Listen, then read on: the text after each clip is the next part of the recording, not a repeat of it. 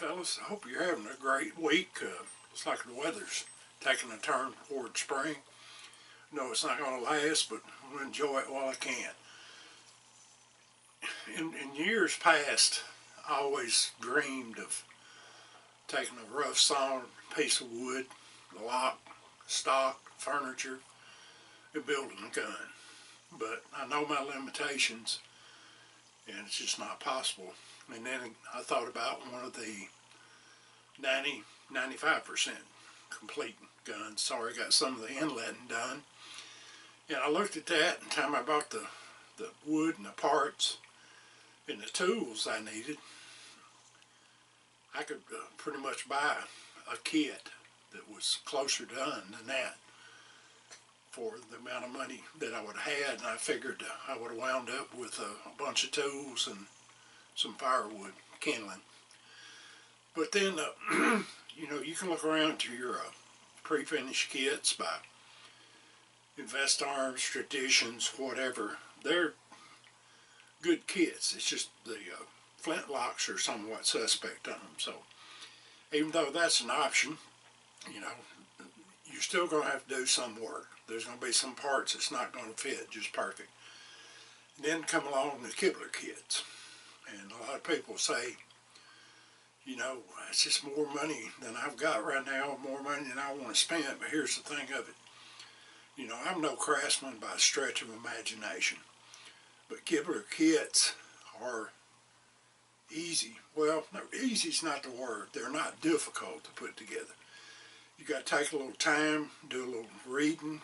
There's excellent videos online by Kibler putting his guns together. And let me say too that I'm getting nothing from Kibler for saying this. It's just on this channel I've always took the thought that if I knew something that was good or something I could bring you to help you along with your journey in the hobby, excuse me, that I would bring that to you. So I finally decided a while back, after I asked some questions from a few people I know and from Kibler themselves about the kits, I decided I would order the Southern Mountain Rifle kit. And you can go back in my playlist and you see where I put that kit together.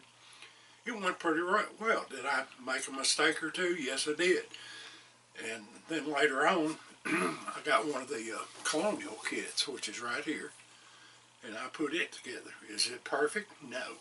But let me tell you something. If you think that the kits are, let's say this, a master builder, somebody does this kind of stuff for a living, you don't think there's not flaws in their guns?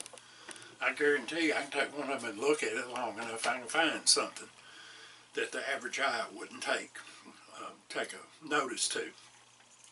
I have a gun that was built by a very reputable dealer, or not dealer, but craftsman. I can look at it and I can see little bitty mistakes, but it's not something that reaches out there and grabs your attention. A plain gun is easier to find mistakes in. A guy named Mike Miller is a really, really good builder. Will tell you that. A plain gun is harder than one that's carved or fancy, because there's nothing there on a plain gun to pull your eye away from it. The thing of it is, don't be afraid of it. Go ahead and save up your money and buy something good that'll last a long time, that you'll be proud of when you get done. I can look back on both these kits and see things. One of the things I wish I'd have done was spend a little bit more time sanding, and went to 400 grit instead of stopping at 320.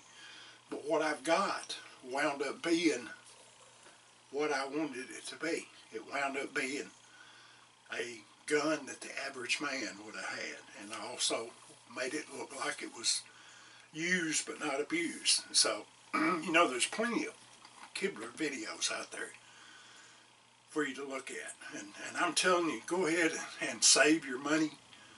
It's a little bit more money, yes, but save your money and get a really good kit.